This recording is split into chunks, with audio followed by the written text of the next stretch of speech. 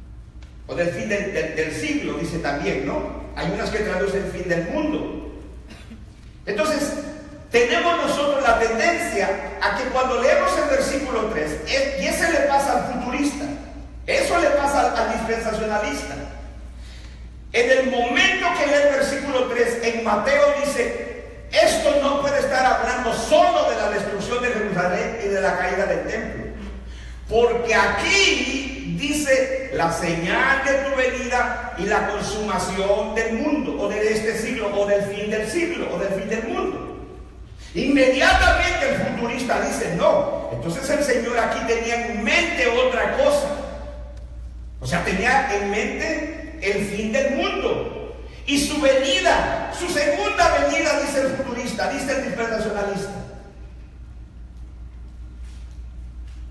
Hay dos cosas fáciles para derribar ese argumento. Una, ¿de qué están hablando? ¿Qué es la pregunta que le están haciendo al Señor? ¿Cuál es el tema? ¿El tema es el fin del mundo? ¿El tema es el fin del universo? ¿Se da cuenta cómo nos perdemos pronto? ¿Se da cuenta cómo cuando llegamos al verso 3 los futuristas se pierden y ignoran el contexto? Ignoran que el Señor dijo que se cumpliría todo en esa generación. Eso no importa para el futurista. Lo que importa es el término señal de tu venida y del fin del mundo. Entonces aquí el Señor está hablando del fin del mundo. No está hablando del fin del mundo. En términos de Mateo, que es un judío escribiendo a judíos, claro, era el fin para ellos. Porque era el fin de su sistema. Era el fin de su templo. Era el fin del antiguo pacto. Era el fin de todo para ellos. Y por eso vamos a ver que la pregunta de los discípulos son dos. Dos preguntas. Aquí no hay tres preguntas, no hay cuatro preguntas. Son dos preguntas. Y por eso le decía yo, tenemos tres evangelios, tres pasajes paralelos que hablan de lo mismo para darnos cuenta si aquí se está tratando otro tema, aparte de la destrucción del templo, aparte del juicio sobre Jerusalén y sobre los judíos, o se está tratando del fin del mundo, del fin del universo y de la segunda venida de Cristo, como algunos piensan que aquí está hablando. Cuando tú comparas, y yo le pedí esto la vez pasada, deje una mano, marque con una hoja lo que tenga Mateo 24, busque Marcos 13 por favor, y busque Lucas 21. Los tres pasajes ustedes deben tenerlos con ustedes, porque eso es lo que vamos a hacer, comparar escritura con escritura. Vamos a ver. Mateo estaba hablando de otra cosa distinta a lo que dice Marcos y Lucas. ¿Usted cree eso? Si es así, mi hermano, ¿sabe qué? Yo dejaría de creer en la Biblia. Porque Dios se contradice y Dios se equivoca. Lejos está de eso. Al contrario. Cuando uno estudia la Biblia, con la Biblia, se da uno cuenta que la palabra de Dios es verdaderamente extraordinariamente exacta.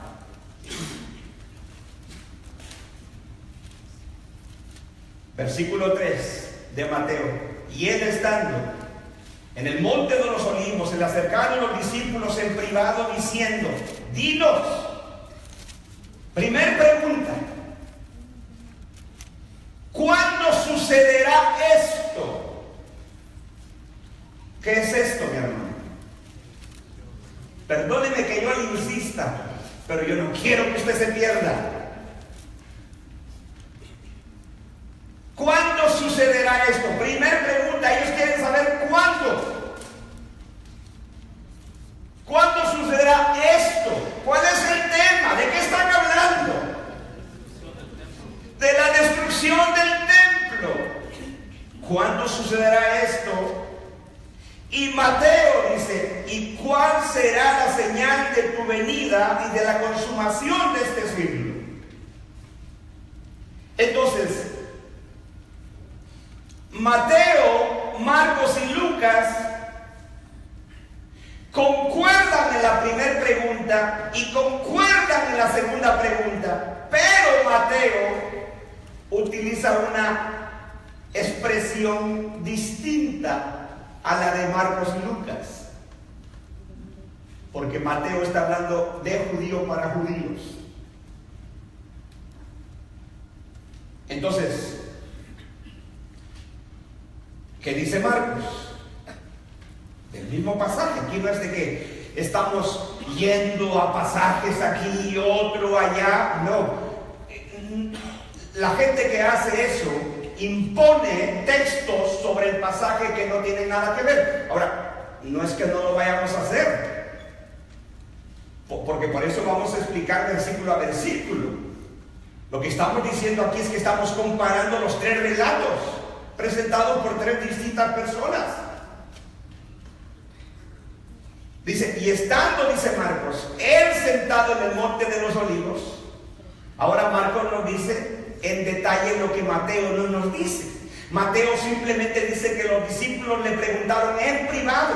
Entonces uno tiene la tendencia a decir, los discípulos, ahí estaban los 12. Por eso yo les dije en el servicio pasado, que no estaban los 12. Quedan 4. No les dije que 4 todavía porque todavía no llegamos al verso 3. Pero Marcos ahora nos dice que quienes están en privado con el Señor y a quienes el Señor les enseña esta profecía es a 4 de ellos. Marcos no lo dice quiénes son ellos. Y estando él sentado en el monte de los olivos, verso 3, frente al templo, Pedro, Jacobo, Juan y Andrés le preguntaban en privado. ¿Se dan cuenta que no están los 12?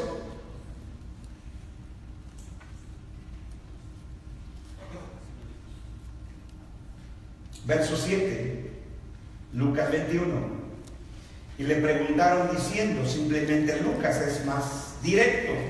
Y le preguntaron diciendo, maestro, ¿cuándo sucederá esto? Primer pregunta, ellos quieren saber cuándo. Segunda pregunta, ¿y qué señal habrá cuando estas cosas vayan a suceder? Ahora, lea el relato de Marcos y compárelo con el de Lucas. Y usted va a ver, esto es lo que estamos haciendo. ¿Sabe cómo se llama esto? Reconciliar los pasajes de las Escrituras. Esa es una reconciliación del pasaje. Y usted se dará cuenta que son 2 preguntas que están haciendo los discípulos en privado al Señor. El tema es, no quedará piedra sobre piedra que no haya derribado. Ellos quieren saber, número 1, ¿cuándo sucederá esto? O sea, de la caída del templo, de la destrucción de Jerusalén, cuando el Señor le dijo, vuestra casa es dejada desierta. Y 2, ¿qué señal habrá cuando estas cosas hayan de cumplirse? Por eso Lucas dice, en el versículo 4, Marcos, dinos, ¿cuándo sucederá esto? ¿Esto qué? Lo del templo. ¿Y qué señal habrá cuando todas estas cosas se hayan de cumplir? Entonces, el tema aquí es la segunda venida de Cristo. Es más, escúcheme bien lo que le voy a decir. A estas alturas, los discípulos del Señor no tenían clara la idea de una segunda venida. ¿Qué le parece? ¿Usted cree, hermano, que porque nosotros sabemos muchas cosas de la doctrina bíblica el día de hoy, usted cree que ellos lo sabían todo tan claro como muchos de nosotros ya lo tenemos? Tan es así que cuando el Señor resucitó y iba a ascender al cielo, de vuelta al Padre, ellos creían que la restauración de Israel iba a ocurrir en ese momento, en ese tiempo. Por eso cuando estaban los discípulos y el Señor asciende al Padre en la ascensión, y dice que una nube le tomó y le ocultó de ellos. Ellos no esperaban eso. Por eso el ángel tuvo que aparecerse y decirles: ¿qué están mirando ustedes al cielo, varones galileos? Este mismo Jesús que de ustedes fue llevado, tomado, así volverá. Ellos no entendían el concepto de una segunda venida. Pero usted dice: pero aquí habla de la venida. Mateo, la diferencia es que le expande la segunda pregunta más en términos de judío o de un hebreo. Lucas y Marcos nos dicen casi exactamente lo mismo. Dos preguntas son las que ellos hacen sobre el tema que están tratando. ¿Cuándo sucederá esto y qué señal? Ellos pedían una señal cuando esto hubiese de ocurrir. ¿Esto qué? La destrucción del templo. Ellos no estaban pidiendo una señal para ver cuándo iba a ser el fin del mundo, si ellos no iban a vivir para verlo. Pero la confusión para muchos empieza desde el versículo 3. Y lo entiendo, porque en mis primeros años, como yo no sabía leer la Biblia, no sabía leer la Biblia en su contexto, llegaba yo al verso 3 y decía: no, aquí está hablando no solo de la destrucción del templo, sino está hablando ahora del fin del mundo y de la venida del Señor. Pero el tema no es el fin del mundo, del universo. La palabra siglo o mundo que traducen a unas Biblias en Mateo 3 no es la palabra cosmos en griego. La palabra cosmos es universo. Es otra palabra la que se usa. Por eso es de que la palabra original es importante para entender la Biblia. No sé si me explico. Entonces, cuando el Señor responde a los discípulos que le preguntan en privado, son 4 de ellos: Pedro, Jacobo, Juan y Andrés, le dicen: ¿cuándo sucederá esto? ¿Puede usted compararlo? Note Mateo 24:3, note Marcos 13:4 y note Lucas 21:7. Son dos preguntas. Solo que Mateo expande más la segunda pregunta. La primera pregunta es lo mismo: ¿cuándo sucederá esto? Y esa es la razón que los que dicen que este pasaje está hablando de la venida del Señor, de su segunda venida y del fin del mundo, ellos dicen porque la segunda pregunta está hablando de eso, del fin del mundo. Pero no es eso. No es eso. Ese no es el tema. ¿Por qué tendemos a salirnos? Yo no quiero que a usted le pase eso, mi hermano. Y Mateo, Marcos y Lucas es las mismas dos preguntas. Por lo tanto, reconciliando el pasaje, son dos preguntas las que ellos hacen. ¿Cuál es la primera pregunta? Ellos quieren saber el qué, el cuándo sucedería esto. ¿Cuál es esto? Que no quedaría piedra sobre piedra. Segunda pregunta, ¿qué quieren saber ellos? ¿Qué señal? No dice señales. Eso es muy importante. No dice señales en plural. ¿Qué señal? Ellos le dicen al Señor: Señor, ¿cuándo sucederá esto? Y el Señor se los va a responder. El tierno Señor Jesucristo, imagínense qué tristeza, qué confusión hubiera sido para los discípulos que están hablando de la destrucción del templo y el Señor les salga con otra cosa.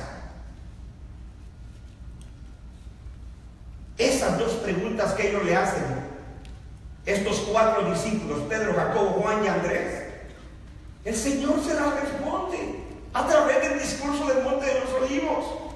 Él les dice el cuándo y les dice la señal que ellos deberían de ver cuando esto se había de cumplir, lo que Él les va a relatar enseguida. El pasaje del discurso del Monte de los Olivos es la respuesta a las dos preguntas de los discípulos.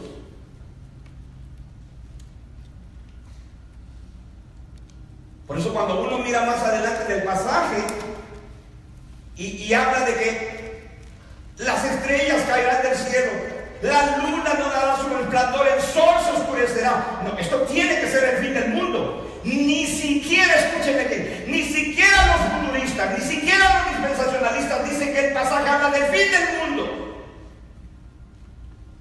Entonces, ¿de dónde rayos sacan ellos de que habla de un futuro de 2000, 3000 años después, como ellos han venido inventándose?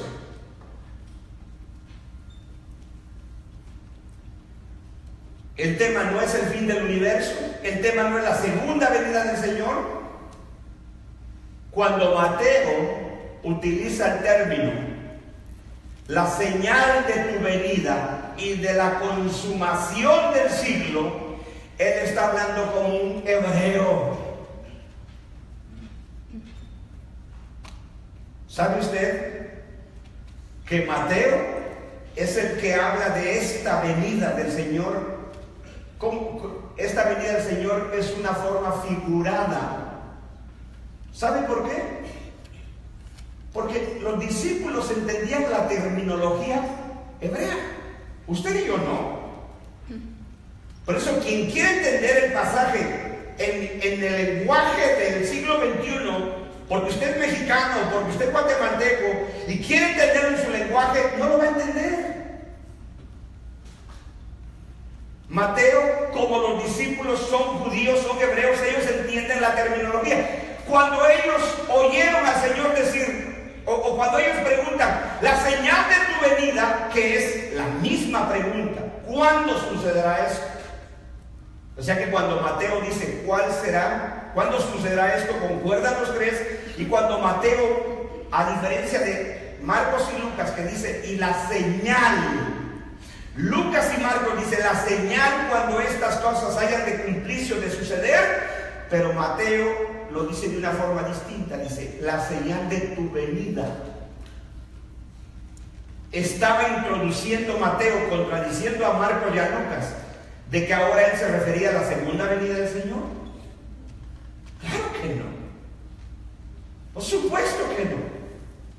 No es el tema. No es el tema de su segunda venida, no es el tema del fin del mundo, es el tema de la destrucción del templo. Ellos, cuando el Señor les dice, no quedará piedra sobre piedra que no haya ser derribada, ellos hacen dos preguntas. Señor, queremos saber dos cosas. Una, ¿cuándo va a ser esto? ¿Y qué señal habrá cuando esto haya de suceder?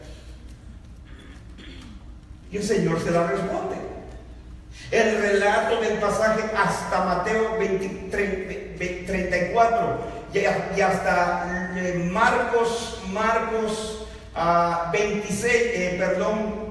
Marcos 30 y Lucas 32, los respectivos pasajes, el Señor responde a la pregunta de ellos.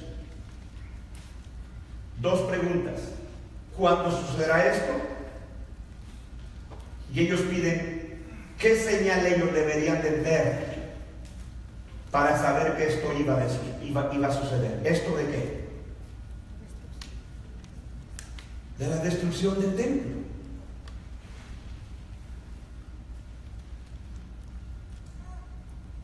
Entonces, cuando Mateo dice la señal de tu venida,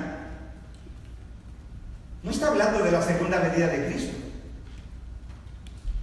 Mateo, que está hablando como un judío para judíos, está utilizando la terminología que él conocía. Él, como judío, como hebreo, sabía cómo hablaban los profetas del Antiguo Testamento cuando hablaban de que el Señor venía en juicio para destruir una nación.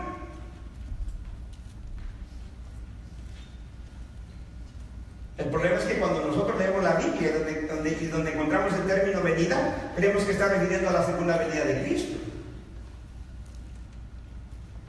Cuando Mateo dice, y el fin del siglo, pero primero veamos el término segunda venida, la señal de tu venida. Porque queremos explicar por qué Mateo utiliza esa terminología. ¿Por qué Marcos y Lucas simplemente están hablando de dos preguntas? Y lo mismo Mateo, solo que él utiliza una terminología diferente. Mateo dice cuál será la señal de tu venida. Vamos a los otros dos pasajes, a los otros dos paralelos, y sabemos que es la segunda pregunta: ¿cuál será la señal cuando estas cosas hayan de cumplirse, suceder? Ahora, escuche bien.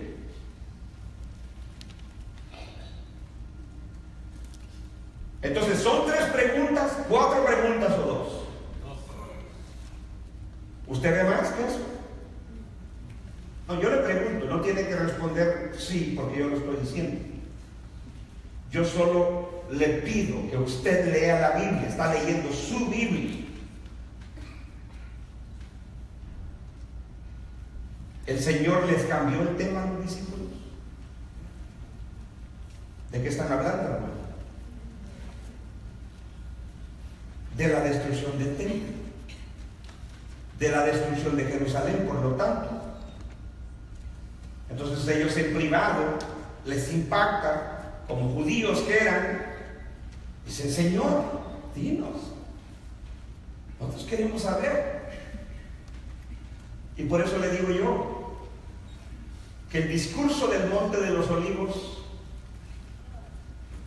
es una explicación a los discípulos del Señor, porque el juicio sobre Jerusalén y la destrucción del templo no era un castigo para sus discípulos, sino era una protección, este discurso, para ellos. Y usted va a darse cuenta conmigo que lo que vayamos avanzando en el versículo, a partir del versículo 4 ya el Señor les dice a ellos sobre lo que tienen que tener cuidado. Por eso en este pasaje tenemos nosotros términos como la venida, o la venida del Hijo del Hombre, o la gran tribulación. Por eso es de que los que ven este pasaje como futurista, como algo al futuro que todavía no se cumple, por eso ellos creen que la segunda venida de Cristo es después de la gran tribulación. Esos son los que se llaman post-tribulacionistas, porque el pasaje dice: inmediatamente después de la tribulación de aquellos días aparecerá la señal del Hijo del Hombre. Entonces los que dicen que la segunda venida de Cristo es en el futuro, ellos son post-tribulacionistas, porque dicen no ocurre a la mitad ni antes, como dicen los pretribulacionistas, que el arrebatamiento ocurre antes de la gran tribulación. Pero lo que estamos aquí explicando aquí es que el discurso del Monte de los Olivos se cumplió en el primer siglo. Se cumplió las palabras del Señor en el año 70 después de Cristo. Y que esa venida de la que Mateo habla aquí no es la segunda venida, sino es una venida del Señor en juicio.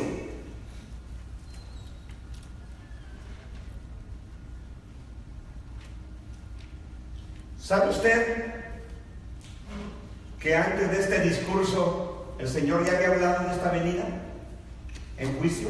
No de su segunda venida.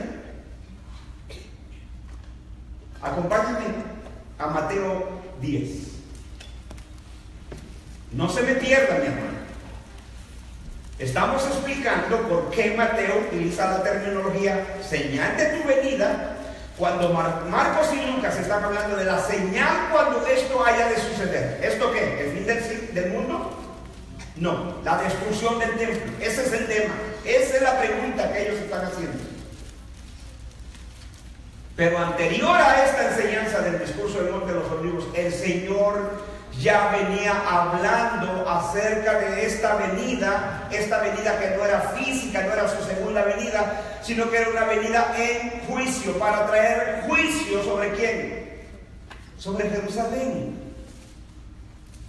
Y Mateo, curiosamente, a diferencia de Lucas y de Marcos, es el que habla más de esta venida. Por eso cuando Mateo 24:3 dice cuál será la señal de tu venida, no estaba hablando de la segunda venida, está hablando de esa venida que el Señor ya les había hablado. Mateo la entendía porque él era judío, así hablaban los profetas cuando hablaban que Dios traía juicio sobre una nación. Era una palabra en sentido figurado. Venir no siempre es algo físico, no es algo personal, el cuerpo presente, sino el término venir en aquella época para los judíos, para los profetas, era una forma figurada de decir: el Señor va a venir a destruir esta nación.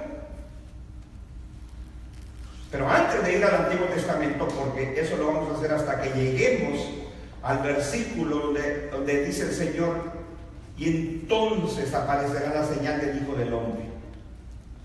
Entonces el futurista otra vez se vuelve loco y dice: no, aquí tiene que estar hablando de la segunda venida. ¿Sabe por qué ocurre eso? Porque se le olvidó el contexto, se perdió en el contexto, ignoró el contexto. Ese no era el tema. Las preguntas son dos. La diferencia es que Mateo utiliza una terminología hebrea para hebreos. Lucas y Marcos, que escriben a audiencias gentiles, ellos utilizan términos que entiendan los gentiles.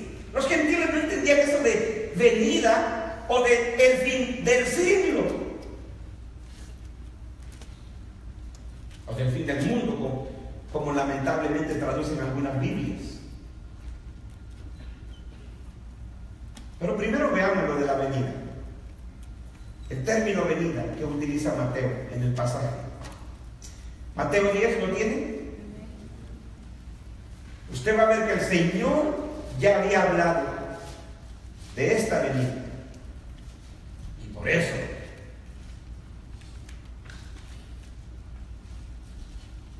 cuando alguien lee algo así, dice: ¿aquí de qué está hablando? Mateo 10, ¿lo tiene?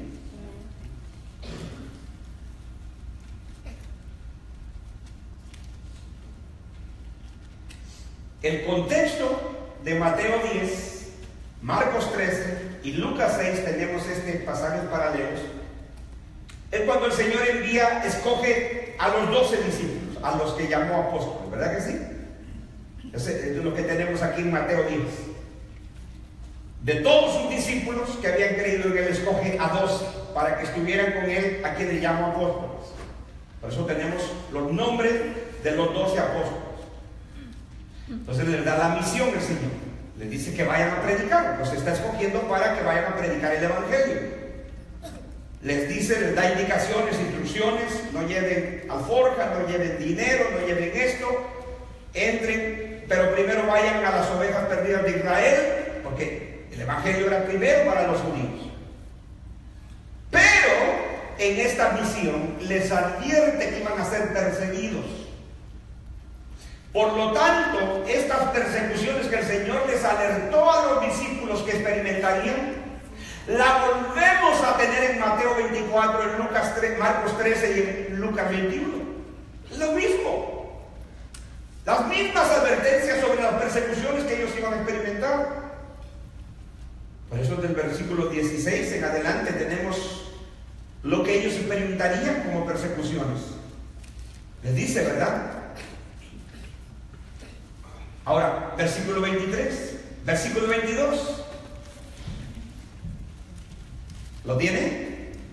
Y seréis aborrecidos. Esta misma frase usted la va a encontrar en Mateo 24.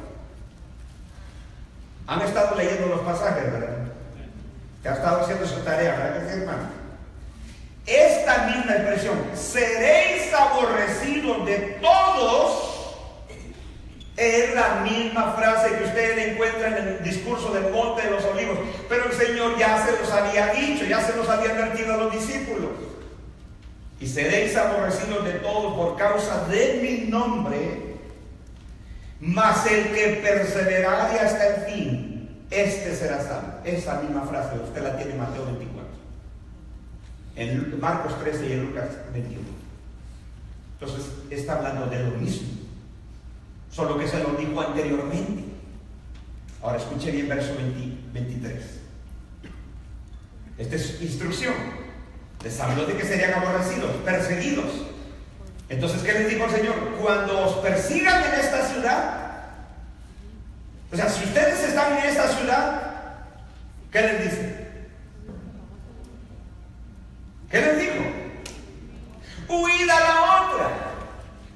Pero ellos no deberían de parar de predicar el Evangelio. Si los persiguen en esta ciudad, huyan a la otra. Escuche bien esto, mi hermano.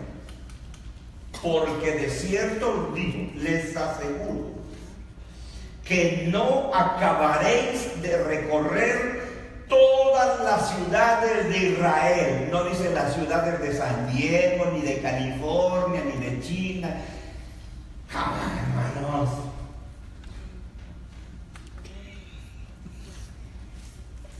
Porque no acabaré, les aseguro que no acabaré de recorrer todas las ciudades de Israel, localidad, punto geográfico, Israel, antes que venga el Hijo del Hombre. ¿Cómo usted reconcilia eso? Si el Señor aquí está hablando de su segunda venida, usted tiene un problema serio.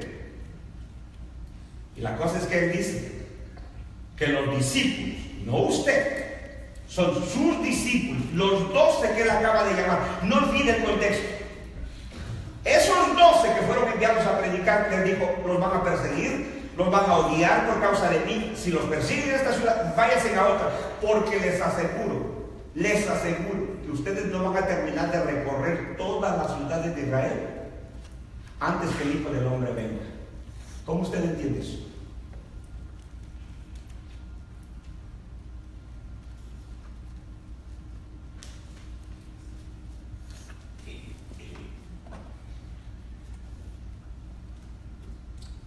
Entonces, el Señor hablaba de su segunda venida aquí.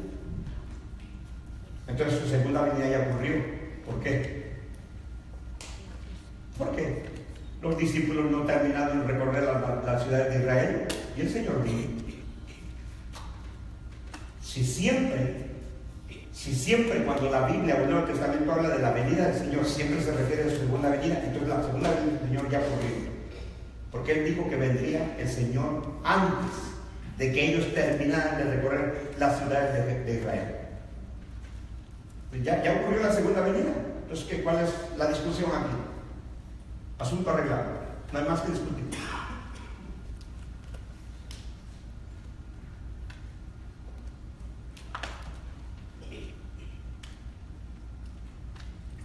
¿Está hablando de su segunda venida? Claro que no. Yo creo en la segunda venida del Señor. La Biblia enseña la segunda venida de Cristo. Pero Mateo 24, el discurso del Monte de los Olivos, no está hablando de su segunda venida. Marcos 13 no está hablando de su segunda venida. Lucas 21 no está hablando de su segunda venida. Nos encontramos el discurso del Monte de los Olivos. El Señor ya había hablado sobre esta venida en juicio. Es un término de hebreos para hebreos. Les aseguro a ustedes que no terminarán de recorrer las ciudades de Israel hasta antes que venga el Hijo del Hombre.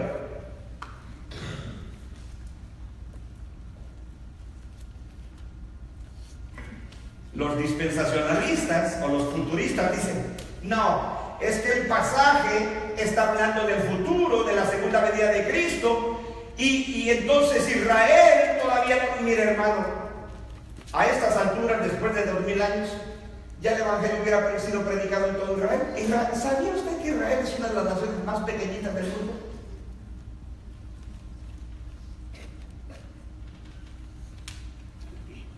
Y con todo el sistema de televisión y radio, todo el internet, hermano.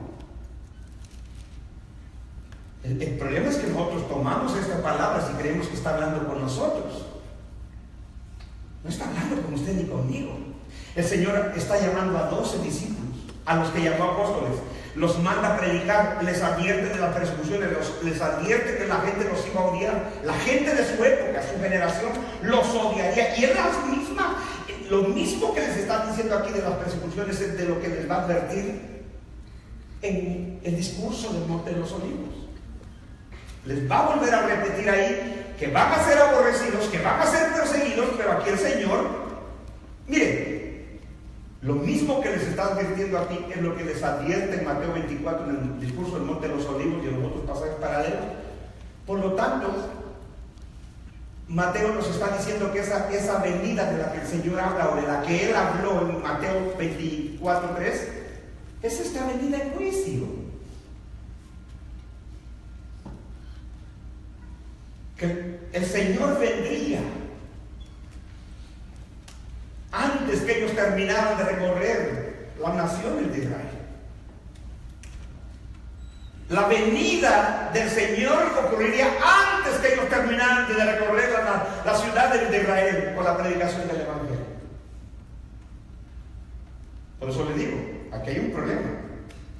Si siempre el término venida del Señor o del Hijo del Hombre siempre significa su segunda venida, entonces Él ya vino, porque Él está diciendo aquí que ocurriría antes de que terminaran los discípulos de recorrer la ciudad de Israel. Entonces, nosotros ya no debemos de esperar una segunda venida. Asunto real.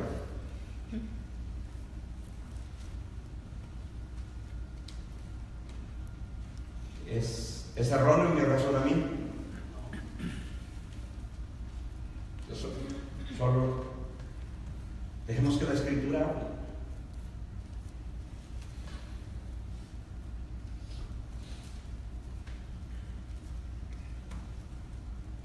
Vaya al capítulo 16 de Mateo, porque es Mateo el que usa la terminología venida, la venida del Hijo del Hombre, más que cualquier otro evangelio.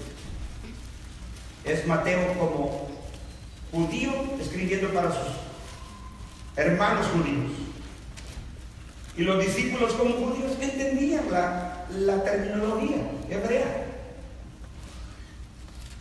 Mateo 16.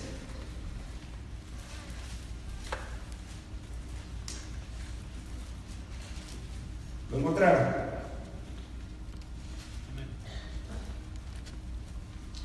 De verdad, hermano, me daría mucha tristeza que usted no entienda esto y que luego salga gente que diga, ah, no, pero eso no dice eso. Hermano, usted estuvo aquí. Usted está estudiando aquí conmigo la palabra de Dios. Trae su Biblia. Para que nadie venga a decirle otra cosa a usted.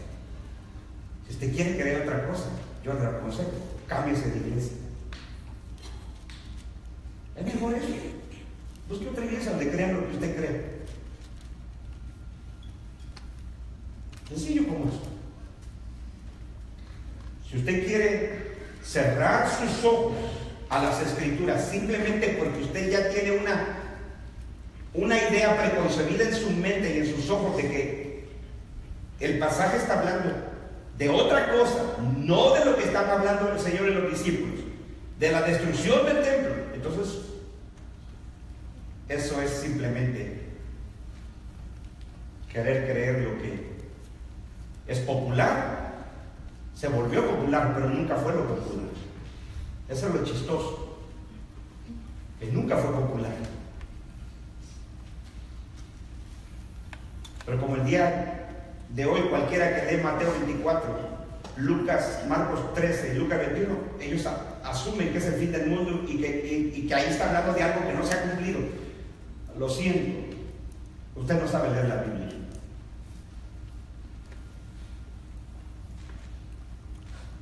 Quizás a algunos de ustedes les aburra esto, por eso cierran sus ojos tan dormidos, pero lo siento que cuando alguien venga con usted se encuentre a alguien en la calle y no sepa explicar esto, lo siento que vamos versículo a versículo, usted nunca comprendió las cosas, lo siento por usted,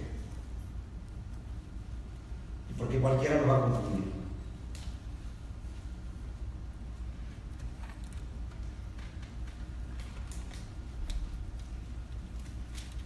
Mateo 16, verso 28.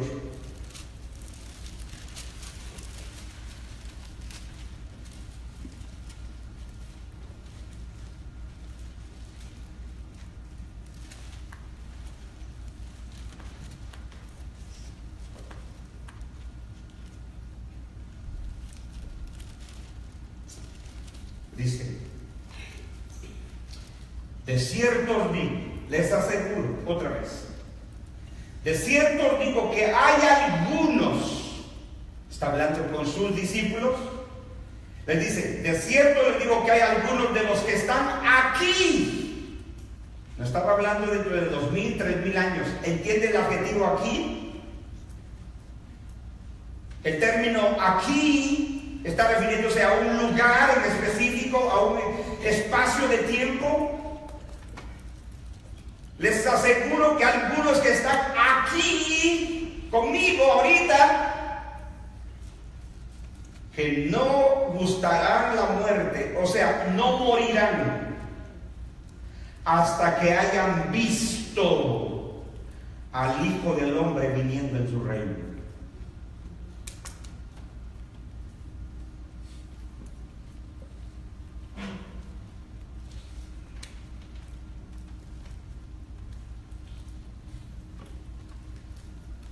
La única explicación consciente, prudente, lógica, es la explicación de que esta venida es una venida en juicio, no la segunda venida de Cristo. El Señor está con sus discípulos. No lo sabemos si eran los 12, se está refiriendo a cuántos, simplemente les dice a ellos, les aseguro, menos que usted crea que el Señor miente, ¿no? Les aseguro que hay algunos que están aquí,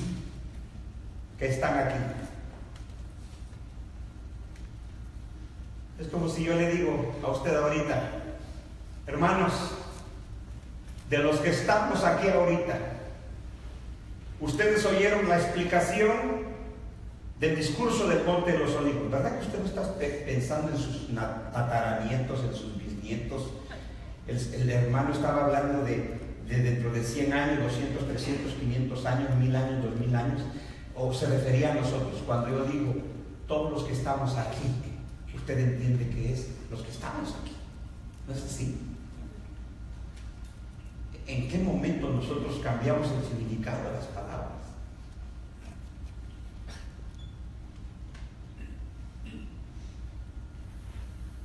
Cuando usted le pregunta a alguien, ¿quiénes estaban ahí? Usted quiere saber quiénes estaban ahí. Está pensando dentro de 3000 años. ¿Quiénes van a estar ahí? Y el Señor dice, les aseguro que algunos de los que están aquí no gustarán la muerte. Ese término gustar es el término que también se puede traducir, por eso la NBI lo traduce como no sufrirán, no pasarán por la muerte. O sea, no habrán muerto. O sea, algunos de los que estaban con el Señor en ese momento les dijo que no morirían. Antes de que ellos murieran, ¿qué iban a ver? ¿Qué iban a ver? ¿Ah? Al Hijo del Hombre viniendo en su reino. Ahora, cuando dice ver, verán o visto, ¿está hablando de físicamente? No está hablando físicamente. Porque en la venida de la que habla aquí el Señor en juicio, no iba a ser su cuerpo el que iban a ver. Lo que iban a ver era el efecto de esa venida en juicio. Por eso, dicho sea de paso, no quiero volverlo loco, porque tal vez mucha información me lo descomponga. Pero cuando usted lee el libro de Apocalipsis y dice,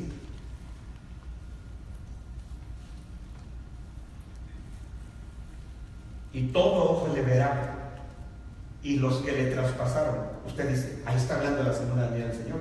¿Qué le parece, Señor? No está hablando de la segunda venida del Señor. Está hablando de esta venida en juicio. Porque déjenme decirle, Apocalipsis es un libro que mayormente la mayoría del libro está tratando con el juicio de Jerusalén y la destrucción del templo. De una vez, para que de una vez se le quemen los cabos. Dije la mayoría, no dije todo.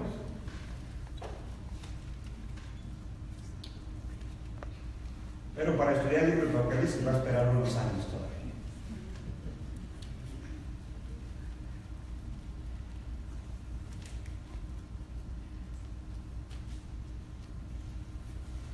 No necesariamente que yo tengo que ver, o que los discípulos tenían que ver al Señor físicamente viniendo en las nubes del cielo, para que entonces nosotros entendamos que es la segunda venida. Él les dice: yo les aseguro que algunos de ustedes no morirán antes que hayan visto al Hijo del Hombre viniendo en su reino.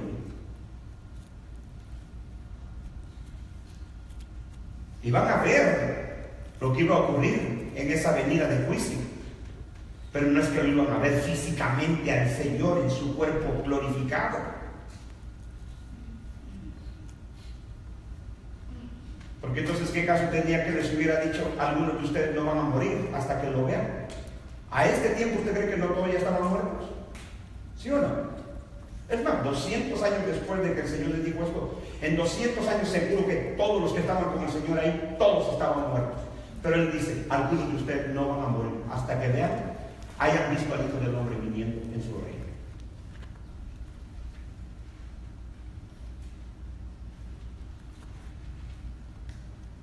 Estos son los pasajes que un futurista nunca le va a leer a usted. Nunca. Nunca. No lo va a hacer. Porque cuando leen estos pasajes, todo su sistema no queda piedra sobre piedra.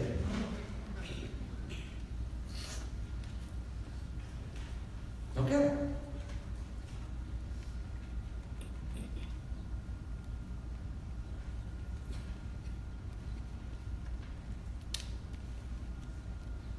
Entonces, el Señor ya había hablado de esta venida en juicio, ¿sí o no? Antes del discurso del Monte de los Olivos. ¿Ya lo había hablado? ¿Sí o no? Le pregunto. ¿Lo estamos leyendo? Un pasaje más. 21. Vaya al capítulo 21. En Mateo seguimos. Es que es Mateo el que utiliza esta terminología de la venida del Señor en juicio, a lo que Él se refiere en el discurso del Monte de los Olivos. No está hablando de algo distinto a Lucas y Marcos.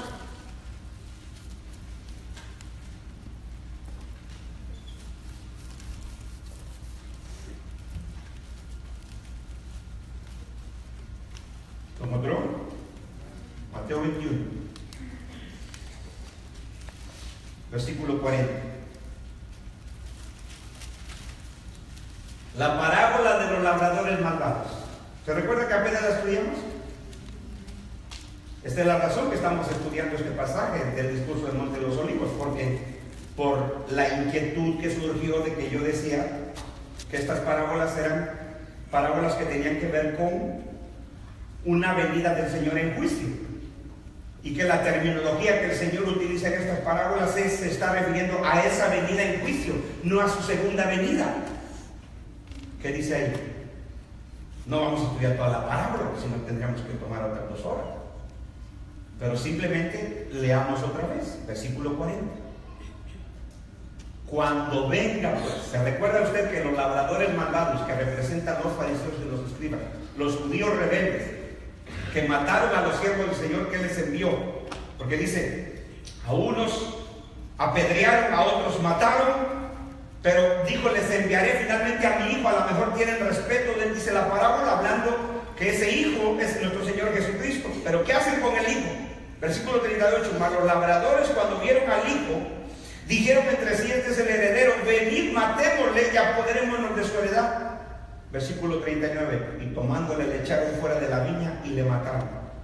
Pregunta: cuando venga, pues, dice el Señor, cuando venga, subraya esa palabra, venga, para que usted no crea que siempre que el Nuevo Testamento habla de que va a venir, está hablando de la segunda venida del Señor. Cuando venga pues el Señor de la viña, ¿qué hará con aquellos labradores? ¿Cómo responden ellos? Le dijeron: a los malos destruirá sin misericordia y arrendará su viña a otros labradores que le paguen el fruto a su tiempo. Que somos nosotros, los gentiles, los que creímos en el Evangelio, la iglesia del Señor. Pero el Señor está utilizando la parábola para hablar de una venida. ¿Y esa venida era para qué? ¿Para destruir a quién? A esos malvados. ¿Por qué malvados? Porque mataron a sus siervos y mataron a su hijo. El término venir. Cuando venga el Señor de la viña, ¿qué hará? Destruirá a esos malvados sin misericordia, dice. Está hablando de la nación de Israel, de la ciudad de Jerusalén, que mataba a los profetas y mataron a su hijo. En otras palabras, el discurso del Monte de los Olivos y la mayor parte del libro de Apocalipsis trata sobre el juicio sobre Jerusalén y su templo. Por eso los que tenemos esa postura, se le llama la postura preterista, contrario a futurista, porque el futurista ve Apocalipsis como algo que no ha ocurrido. El preterista, preterismo, viene de un término latino que significa pasado. Ahora, yo quiero aclarar esto. Hay quienes se llaman preteristas completos, porque el preterista completo, usted va a oír al preterista completo o total que enseña que el discurso del Monte de los Olivos es del pasado, ocurrió en el año 70, que Apocalipsis habla de la destrucción de Jerusalén, pero también el preterista completo o total, él cree que ya la segunda venida de Cristo ocurrió, que los cielos y la tierra nueva ya son presentes y que la resurrección ya ocurrió. Eso no creemos nosotros los preteristas. Por eso el término más adecuado para nosotros es preterista parcial. Preterista parcial. ¿Por qué? Porque nosotros creemos que el discurso del Monte de los Olivos y la gran parte de Apocalipsis trata con la destrucción de Jerusalén y del templo, pero que todavía es futura la segunda venida de Cristo, la resurrección de los vivos y los muertos, el juicio final y los cielos nuevos y la tierra nueva.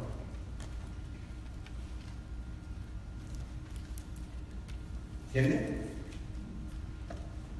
Pues no se me confunda.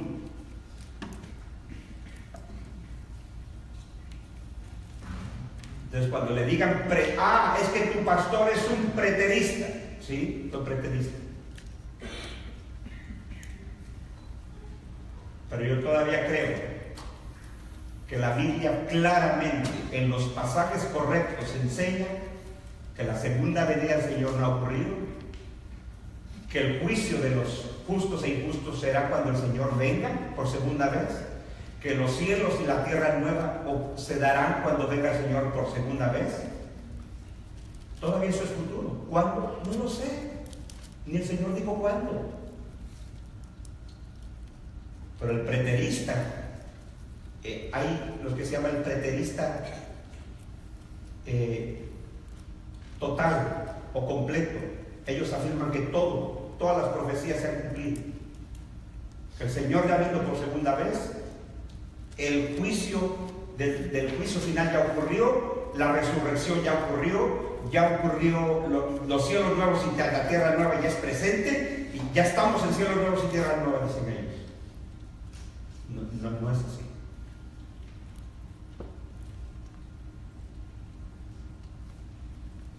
Y lo otro es que usted sea futurista, crea que todo está por cumplirse. Todo lo que dice las profecías, principalmente Apocalipsis, no se ha cumplido. Por eso, cuando usted lee Apocalipsis y lo compara con Mateo 24, Marcos 13, Lucas 21, usted va a ver increíblemente, pero le digo, eso va a ser otro estudio.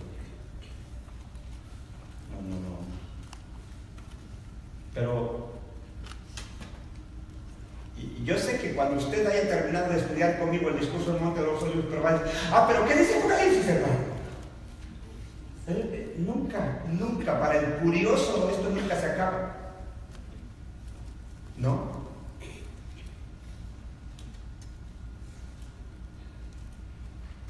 Entonces, cuando estudiamos Apocalipsis, otra vez, ya lo estudiamos una vez, solo que con una perspectiva diferente, usted se va a dar cuenta. Por eso, Apocalipsis es la forma extensa y en simbolismo de lo que Mateo, el discurso del Monte de los Olivos, es en una forma breve. ¿Qué le parece?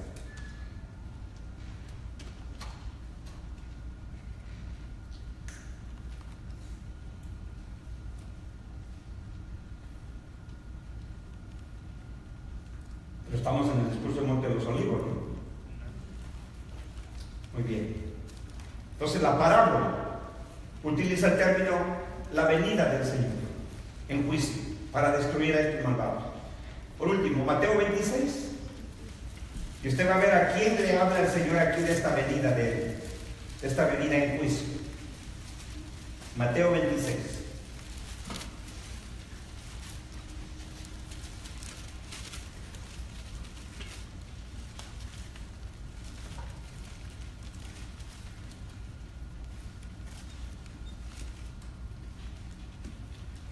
El Señor, antes de morir en la cruz, es llevado a juicio, ¿verdad? Es presentado delante del concilio en Israel, en Jerusalén. Estaba el sumo sacerdote, Caifás. Pedro ve desde lejos, dice la Escritura, lo que le ocurre al Señor. Versículo 59. Y los principales sacerdotes y los ancianos y todo el concilio buscaban falso testimonio contra Jesús para entregarle a la muerte. Y no lo hallaron, aunque muchos testigos falsos se presentaban. Pero al fin vinieron 2 testigos falsos, que dijeron: este dijo, puedo derribar el templo de Dios y en 3 días reedificarlo. Y sí lo había dicho. Y levantándose el sumo sacerdote, o sea, se molestó tanto el sumo sacerdote cuando oyó lo que estos dijeron, que Jesús había dicho: voy a destruir este templo. ¿Cuál templo? Ese que no iba a quedar piedra sobre piedra. No había otro templo. Dice, cuando el sumo sacerdote oye que estos 2 falsos testigos dicen que Jesús había dicho: voy a destruir este templo y en 3 días lo levantaré, y nosotros sabemos que hablaba de su cuerpo, él se enoja tanto, y levantándose el sumo sacerdote le dijo: ¿no respondes a nada? ¿Qué testifican estos contra ti? Mas Jesús callaba. Entonces el sumo sacerdote le dijo: te conjuro por Dios, por el Dios viviente, que nos digas si eres el Cristo. ¿Eres tú el Cristo, el Hijo de Dios? Versículo 64. Amárrese los cinturones. Jesús le dijo: tú lo has dicho. O sea, tú lo afirmaste. Eso es lo que el Señor está diciendo con la expresión tú lo has dicho. Él quiere saber, dinos si tú eres el Cristo, el Hijo de Dios. Tú lo dijiste, de tu boca salió. Tú lo has dicho, le dijo el Señor. Además, le dijo, por si te enojó eso, agárrate, le dice. Además os digo que desde ahora, no está hablando de hace 2000 o 3000 años, ¿verdad? Desde ahora le dijo. ¿Con quién está hablando? Con el concilio en Jerusalén, los del gobierno de Jerusalén, de Israel, y con el sumo sacerdote, con aquel que era la máxima autoridad de Israel. Dice: además os digo que desde ahora veréis al Hijo del Hombre sentado a la diestra del poder de Dios y viniendo en la gloria del cielo.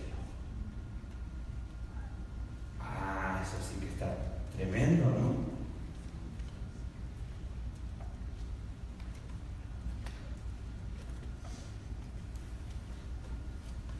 ¿Qué les parece?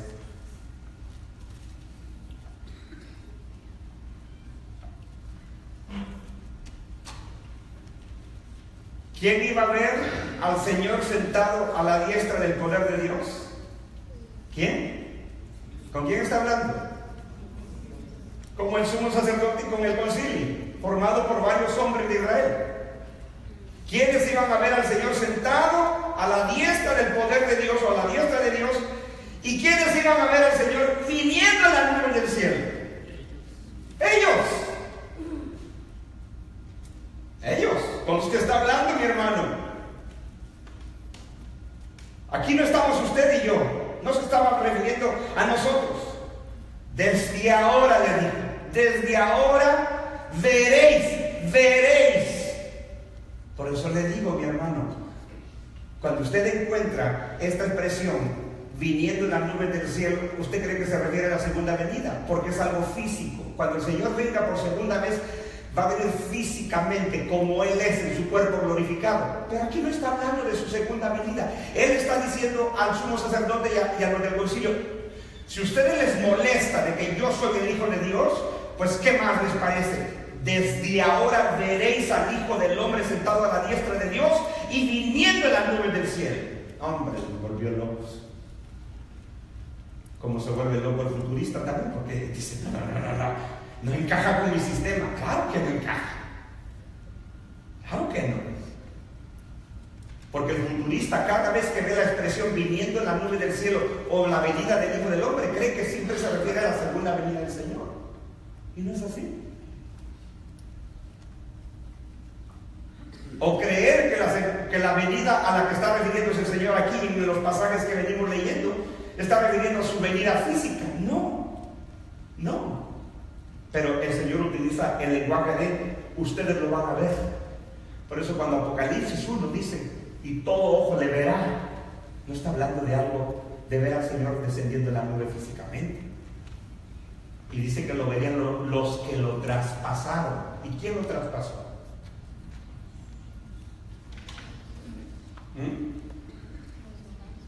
¿Quién lo traspasó? El término traspasar en Apocalipsis, en la palabra griega, simplemente significa una cosa. En inglés es piercing. Cuando alguien se hace un agujero en la oreja, en la nariz o en alguna parte del cuerpo y se mete un arete, un objeto, le llaman piercing. Esa es la palabra en el griego. Físicamente traspasar como un objeto. Por lo tanto, cuando habla de que lo traspasaron, no está hablando de nosotros ni de 2000, 3000 años antes, sino aquellos que le dieron muerte al Señor.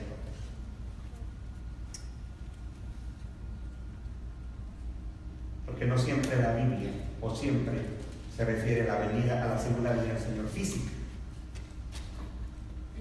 ¿Quiénes iban a ver al Señor sentado a la diestra de Dios? ¿Quiénes iban a ver al Señor viniendo en la nube del cielo? El sumo sacerdote y los del concilio.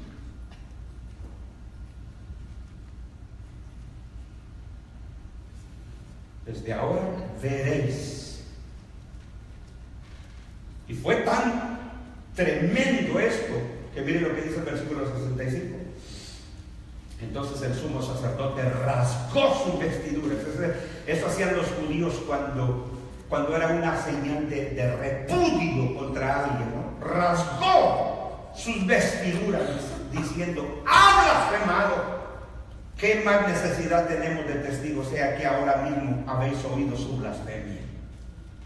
Y ahí lo entregan a la muerte.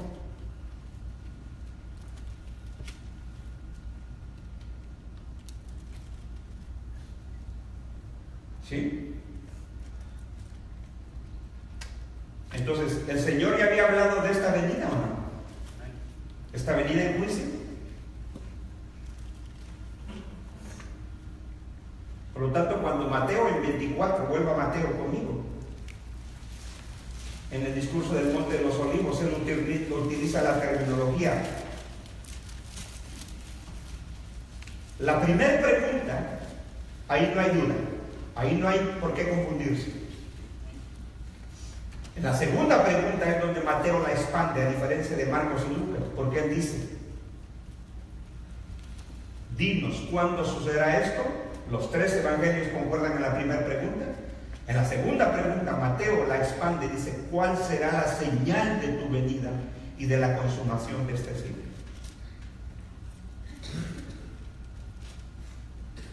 esta venida a la que Mateo se refiere, a la que no se refiere Marcos y Lucas, porque no era el tema es que volvemos a lo mismo. ¿Por qué Marcos y Lucas no utilizan el término de la venida?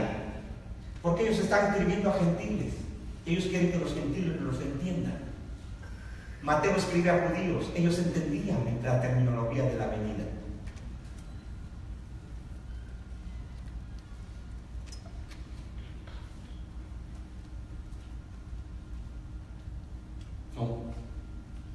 Un ejemplo más. ¿Quiere ir rapidito al libro de Apocalipsis conmigo?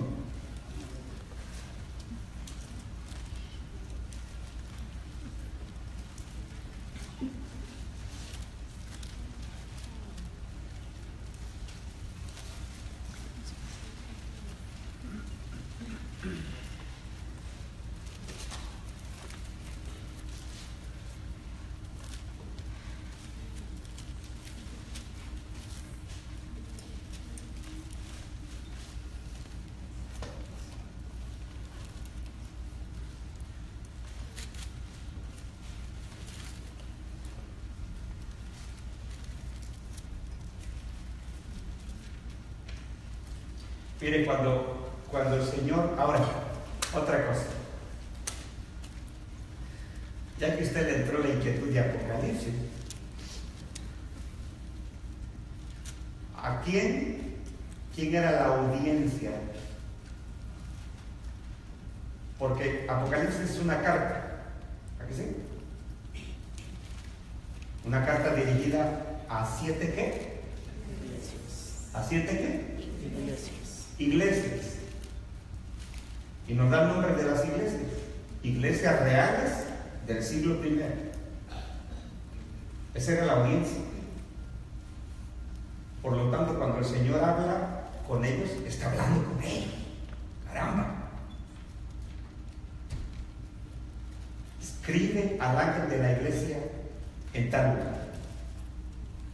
Las condiciones eran distintas. Cada iglesia recibe halagos, reproches del Señor. Solo 2 iglesias no le dan ningún reproche al Señor, pero a una de ellas, a la iglesia de Tiatira, escuche lo que le dice. A la iglesia de Pérgamo y Tiatira. Pérgamo, capítulo 2 de Apocalipsis, versículo 15. Solo así rapidito, no es una explicación del texto, pero para que usted vea el término venir. Dice, y también tienes a los que retienen la doctrina de los nicolaitas, los que yo aborrezco. Por tanto, le dice a la iglesia de Pérgamo, está escribiendo a Pérgamo, en el versículo 2 usted lo puede ver. Dice, por tanto, arrepiéntete, pues si no, vendré a ti pronto y pelearé contra ellos con la espada de mi boca. Otra vez, el término, voy a venir. ¿Voy a venir contra quién? ¿Voy a venir a quién? A ti, le dice, a los creyentes de Pérgamo. Pero el término es venir. Es una venida en juicio, en disciplina, en castigo. Pero el futurista lee esto. Aquí está hablando de la segunda venida, porque no tiene que ser otra cosa más que la segunda venida. Claro que no. Claro que no. El futurista lee Mateo 24. El fin cree que siempre se refiere al fin del mundo. Ni siquiera usted y yo, cuando utilizamos el término fin o final, no nos estamos refiriendo solo al fin del mundo, ¿o sí? Si yo le digo a ustedes, hermanos, en 5 minutos termina o finaliza este servicio, ¿estamos hablando del fin del mundo? Pero el futurista, donde quiera que ve la palabra fin, cree que se está refiriendo al fin del mundo. Por favor.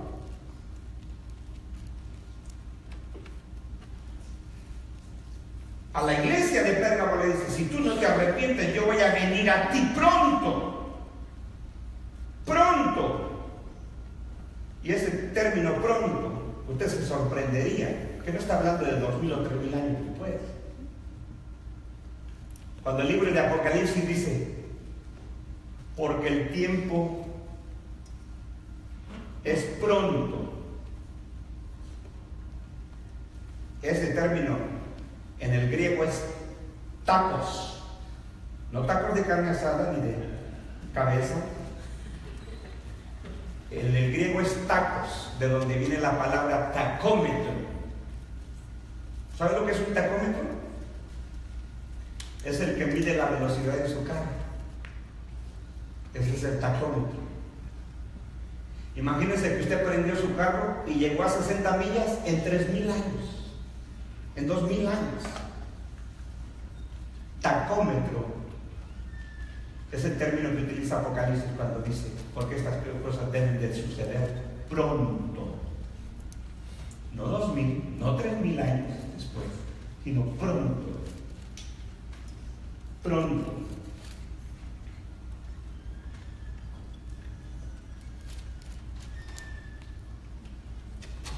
Entonces, cuando el Señor le dice aquí a Pérgamo, vendré a ti pronto y pelearé contra ellos. ¿Contra quiénes? Contra los que retienen la doctrina de los nicolaitas. Pelearé con la espada de mi boca. Y claro, no está hablando de una espada física, con su palabra. Eso es lo que significa espada de su boca, su palabra.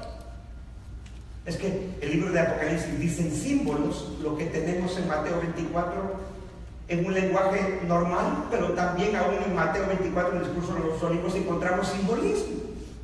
La palabra venida del Señor en Mateo 24 que utiliza Mateo es un simbolismo, es una forma figurada de hablar del juicio que vendrá sobre la destrucción de Jerusalén y del templo. Por eso Mateo es el que utiliza más el término venida. Y Juan, que es judío, el libro de Apocalipsis es el libro que más cita el Antiguo Testamento, se lo dije, ¿verdad? Más de 400 versículos del Antiguo Testamento cita Apocalipsis.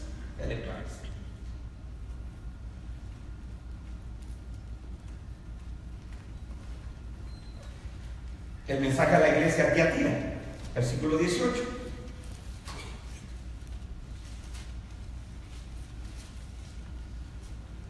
¿Lo tiene? ¿Qué dice?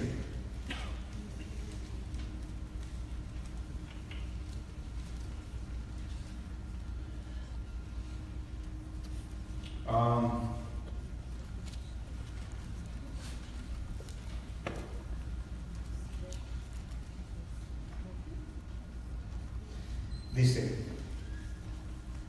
versículo 21. Dice, pero tengo unas pocas cosas contra ti, que toleras que esa mujer Jezabel, que se dice profetiza, enseñe y seduzca a mis siervos a fornicar y a comer cosas sacrificadas a los ídolos. Yo le he dado tiempo para que se arrepienta, pero no siquiera arrepentir de su fornicación. He aquí yo la arrojo en cama y en gran tribulación, y a los que caen y adulteran, si no se arrepiente de las obras de ellas. Y a sus hijos heriré de muerte, y a todas las iglesias sabrán que yo soy el que escudriña la mente y los corazones, y daré a cada una según sus obras. Versículo 25. Pero los que tenéis, retenerlo hasta que yo venga. Al que venciere y guardare mis obras hasta el fin, yo le daré autoridad sobre las naciones y la regirá con vara de rey. Bueno, no vamos a explicar eso, pero es muy sencillo de explicarlo, pero ese no es el tema hoy. No es una exposición de Apocalipsis, entonces no espere usted que yo le explique todo. Pero el término venida, hasta que yo venga. Hasta que yo venga.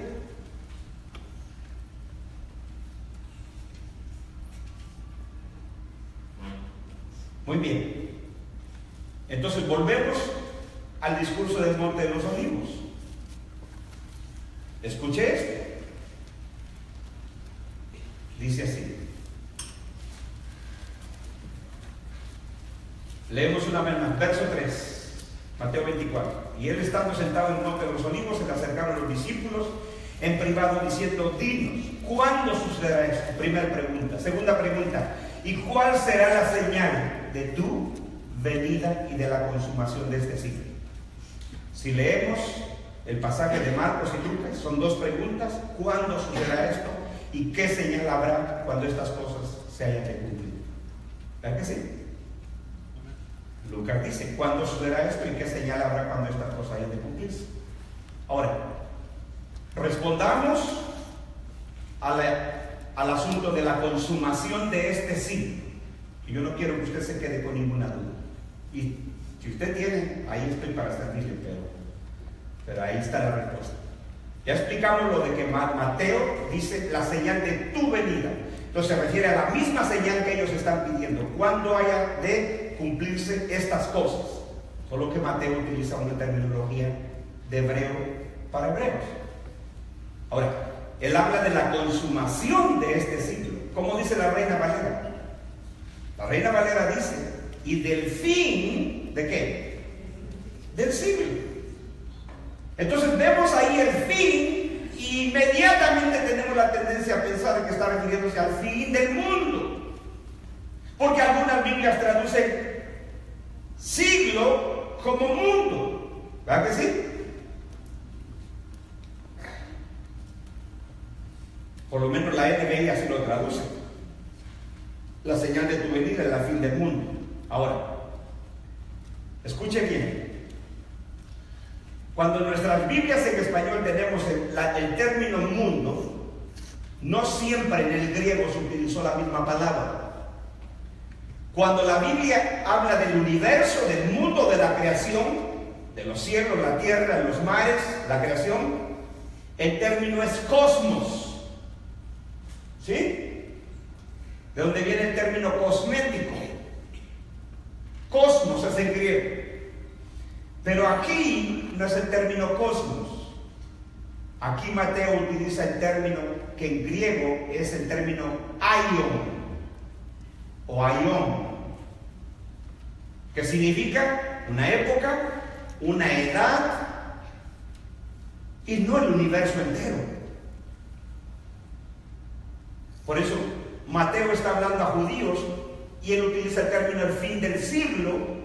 Está hablando del fin de una época, de la consumación de una época. ¿Cuál era esa época? El fin del sistema judío. Es que mire, hermano, nosotros ignoramos muchas cosas, pero en la destrucción del templo era el fin de ellos, para ellos como pueblo del pacto. Era el fin para ellos del templo, que era el lugar de culto y de adoración. Por lo tanto, el fin de su sistema de sacrificios. ¿Cuándo paró los sacrificios que los judíos practicaron por siglos? En la destrucción del templo. En otras palabras, era el fin del Israel bíblico. A partir de la destrucción del templo, a nuestra época tenemos el Israel como nación, como etnia, pero no como la nación del pueblo de Dios. ¿Entiende eso? Es más, los judíos e Israel el día de hoy son una de las naciones más ateas en el mundo. La gran mayoría de los judíos no creen en la existencia de Dios. Otro detalle, en Israel, en Tel Aviv, se celebra el desfile de homosexuales y lesbianas más grande del mundo.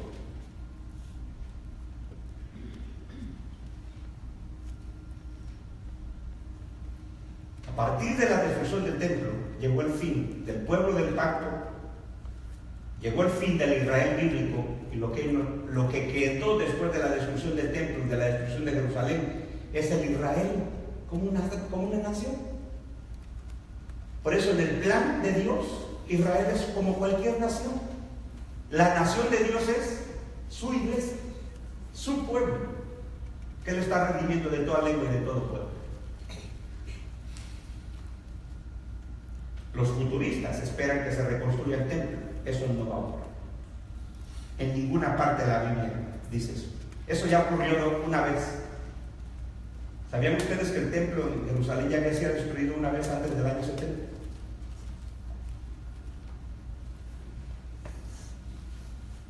Fue reconstruido por Herodes el Grande. Ese es el templo del que el Señor y los discípulos están hablando. Pero ya no va a haber reconstrucción. Acabó. El templo fue ya construido 2 veces. La primera vez fue reconstruido, ¿se recuerdan? Cuando Nehemías, a Esdras, el templo fue reconstruido. Porque había sido destruido una vez. Ese templo fue magnífico, y ese es el templo de que el Señor y los discípulos están tratando. Llegó el fin. No es la palabra cosmos aquí, fin del cosmos, es el año, la época, la temporada, la edad del pueblo de Israel. Qué bueno que hoy tenemos acceso a las palabras originales que se utilizaron en la Biblia.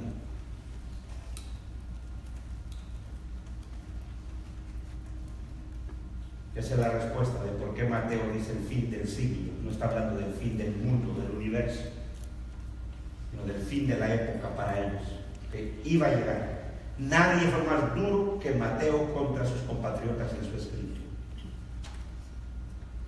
Él sabía que para Israel, para los judíos del pacto, todo se terminaba con la destrucción del templo. Ese era el fin para ellos. El fin de su sistema de sacrificios, el fin del pacto, el fin de todo para ellos. Entonces aquí no está tratando del fin del mundo. Son dos preguntas. ¿Cuándo será esto y qué señal habrá cuando esto haya de cumplirse? ¿Cuál es esto? La destrucción del templo.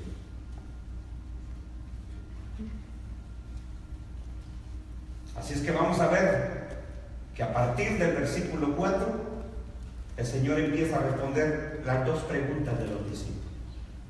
Oremos.